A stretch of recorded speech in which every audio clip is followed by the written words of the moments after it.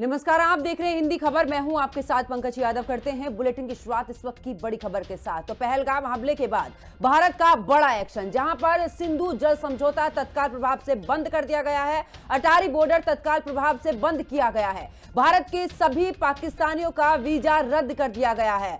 इसी के साथ आपको बता दें कि इस दौरान वीजे से भारत नहीं आ पाएंगे अब पाकिस्तानी। 48 घंटे में भारत छोड़ने का अल्टीमेटम भारत ने दे दिया है। और ऐसे में बता दें कि भारत में पाकिस्तानी जो दूतावास है वो भी बंद। एक हफ्ते में पाकिस्तानी राजनयिक भारत छोड़े, भारत अपने सलाहकारों को वापस बुलाएगा। तीनों सेना को हाई अलर्ट पर रखा गया है। तो इस वक्त की बड़ी खबर आपको बता रहे, जहां पर बता दें कि बीते दिन जिस तरीके से सीसीएस की बैठक हुई और इस बैठक में बड़े यहां पर कदम उठाए गए हैं और इसको लेकर फैसला भी लिया गया है। पाकिस्तान से अब पूरे तरीके से यहां पर भारत ने सीधे तौर पर जो पाकिस्तानी राजनयिक हैं उन्हें भारत छोड़ने के लिए कह दिया है। भारत अपने सलाहकारों को वापस बुलाएगा। तीनों सेना को हाई अलर्ट पर रखा गया है।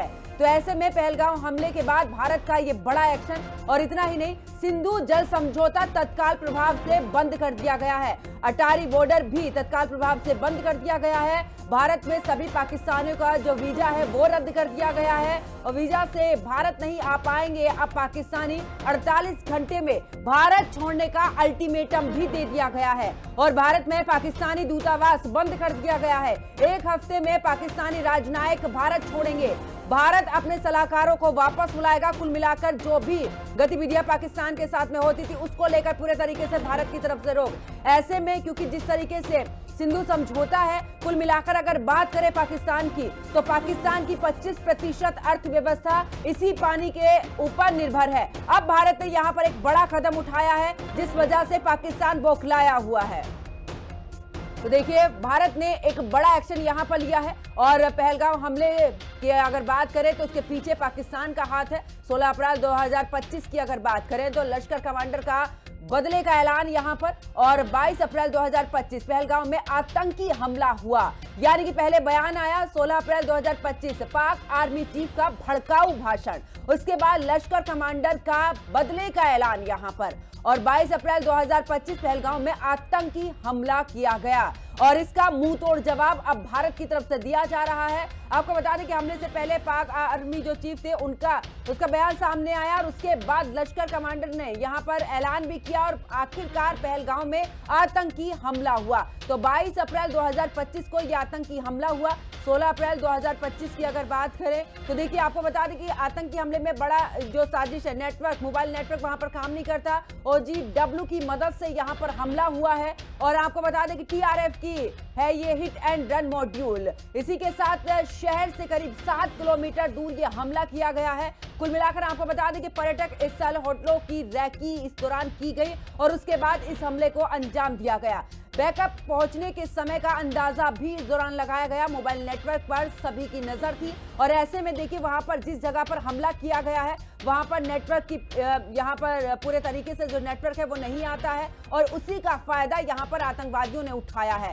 जहां पर इस दौरान जो पर्यटक वहां पर मौजूद थे उनसे मजहब पूछकर उन पर एक के बाद एक ताबड़तोड़ गोलियां बरसाई गई हैं। 50 से 70 राउंड यहां पर फायरिंग की गई है और 40 मिनट तक आतंकवादी उस घटना स्थल पर रहे हैं। तो कुल मिलाकर अगर बात करें तो पहलगाम आतंकी हमले में बड़ा यहां पर साजिश रची गई, उसके बाद इस वारदात को अंजाम दिया गया है। तो कुल मिलाकर पहलगाम को लेकर फिलहाल भारत की तरफ से बड़ा एक्शन यहां पर, और अब आगे देखना होगा कि भारत सरकार इसके बाद आखिरकार और कितना बड़ा एक्शन पाकिस्तान के खिलाफ लेती है और आखिरकार जो जवाब देने की यहां पर बात आ रही है, आखिरकार किस तरीके से पाकिस्तान को जवाब दिया जाता है।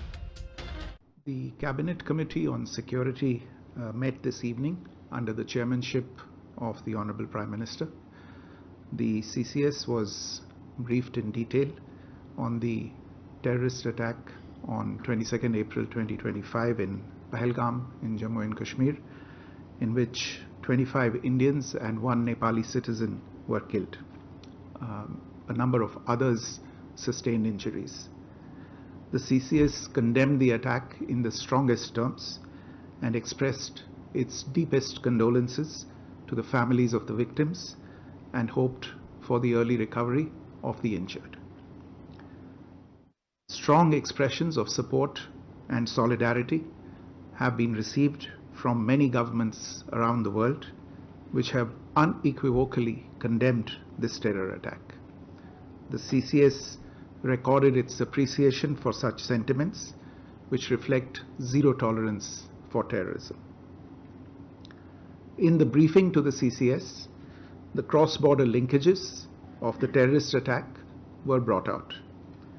It was noted that this attack came in the wake of the successful holding of the elections in the Union Territory and its steady progress towards economic growth and development. Recognizing the seriousness of this terrorist attack, the CCS decided upon the following measures. 1.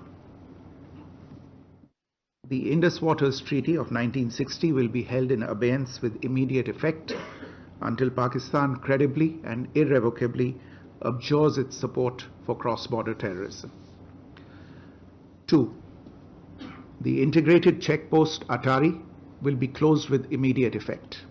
Those who have crossed over with valid endorsements may return through that route before 1 May 2025. 3. Pakistani nationals will not be permitted to travel to India under the SAARC visa exemption scheme visas. Any SVES visas issued in the past to Pakistani nationals are deemed cancelled. Any Pakistani national currently in India under SVES visa has 48 hours to leave India. 4. The Defence, Military, Naval and Air Advisors in the Pakistani High Commission in New Delhi are declared persona non grata. They have a week to leave India. India will be withdrawing its own Defence, Navy and Air Advisors from the Indian High Commission in Islamabad. These posts in the respective High Commissions are deemed annulled. 5 support staff of the service advisors will also be withdrawn from both High Commissions. 5. The overall strength of the High Commissions will be brought down to 30 from the present 55 through further reductions to be effected by 1st May 2025. The CCS reviewed the overall security situation and directed all forces to maintain high vigil.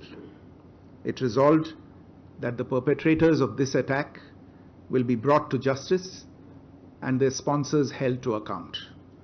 As with the recent extradition of Tahawwur Rana, India will be unrelenting in the pursuit of those who have committed acts of terror or conspired to make them possible. Thank you very much. आप बोले ना मुझे हाँ, ठीक है। एक इंसान है उसमें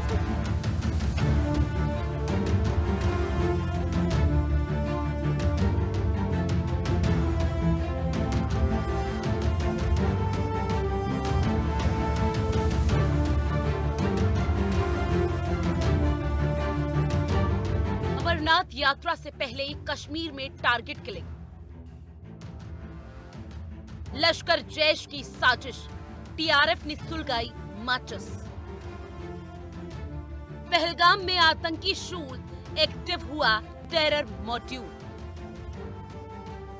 खबर है कि पहलगाम में आतंकी हमला प्रतिबंधित आतंकी संगठन लश्कर ए तैयबा और जैश ए मोहम्मद की मिलीजुली साजिश का नतीजा है। पाकिस्तान के इशारे पर यह आतंकी संगठन छोटे छोटे हिट स्क्वाड का इस्तेमाल कर आतंकी हमलों को अंजाम दे रहा है। अमरनाथ यात्रा से पहले ये हमला तीर्थ यात्री और पर्यटकों के बीच डर पैदा करने और उन्हें परेशान करने के लिए किया। इस हमले की जिम्मेदारी लश्कर ए तैयबा के मुखौटा संगठन द रेजिस्टेंस फ्रंट यानी कि टीआरएफ ने ली है।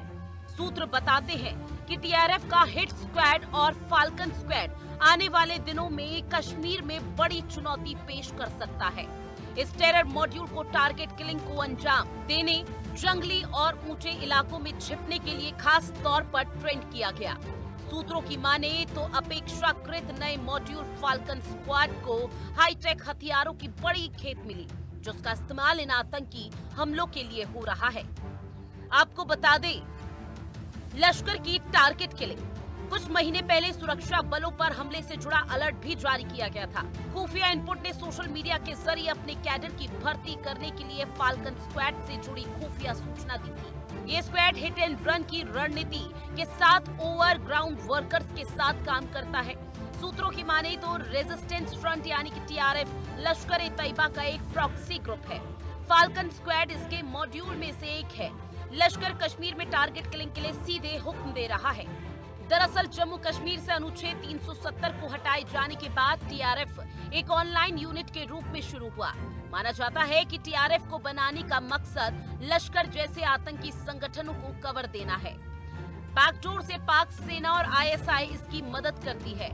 रक्षा विशेषज्ञों की माने तो टीआरएफ ज्यादातर लश्कर के फंडिंग चैनलों का इस्तेमाल करता है। गृह मंत्रालय ने मार्च में राज्यसभा को बता दिया था कि द रेजिस्टेंस फ्रंट यानी कि टीआरएफ आतंकवादी संगठन लश्कर-ए-तैयबा का एक मुखौटा संगठन है। लश्कर का मुखौटा उतरेगा।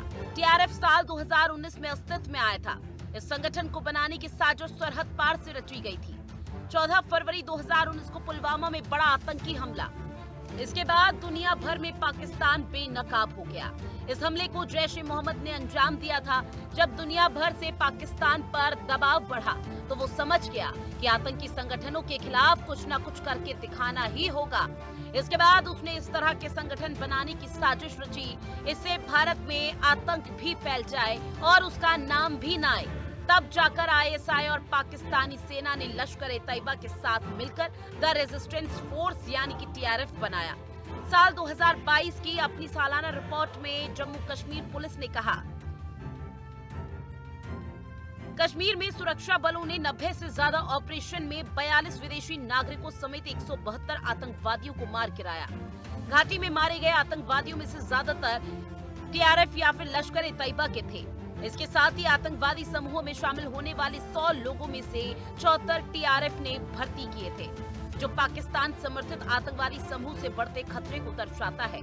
टीआरएफ का नाम पहली बार साल 2020 में कुलगाम में हुए हत्याकांड के बाद सामने आया। उस समय बीजेपी के कार्यकर्ता फिदा हुसैन, उमर राशिद बेग और उमर हाजम की बेरहमी के साथ हत्या कर दी गई थी।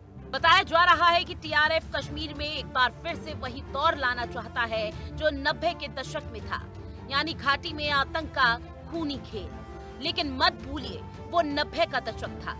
ये 21वीं सदी है, जहां 72 हूरों के पास जाने से पहले आतंकी जहन्नुम का रास्ता खुद बंद करके जाते हैं, क्योंकि उन्हें पता है ये वो हिंदुस्तान है जो घर में घुस कर मारता है और घर से बाहर वालों को चुन चुन कर 2 गज में दफन कर देता है। हिंदी खबर की स्पेशल रिपोर्ट।